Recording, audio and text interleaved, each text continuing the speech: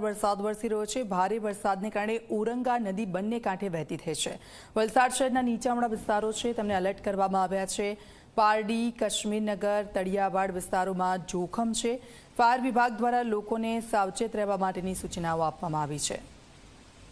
તો આપ જુઓ, નદીઓ જળાશયો છે આજે વરસાદને કારણે ઓવરફ્લો થઈ રહ્યા છે। ઓરંગા નદી વલસાડની કે જેના દ્રશ્યો અમે આપને બતાવી રહ્યા છે।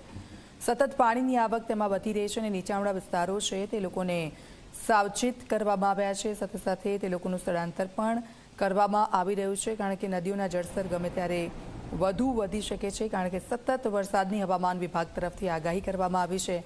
અને આપ જુઓ, એક સમયે જે સૂકી બડ નદીઓ જોવા મળતી હતી તે નદીઓ કે જેમાં પાણીની સારી એવી આવક થઈ છે, બંને કાંઠે આ નદીઓ વહી રહી છે। અને વલસાડ શહેરના નીચાણવાળા જે વિસ્તારો છે કે જે નદીપટમાં આવેલા છે, ખાસ કરીને પારડી, કશ્મીરનગર, તળિયાવાડ વિસ્તાર છે, ત્યાંના લોકોને સાવચેત રહેવાની સૂચનાઓ આપવામાં આવી છે।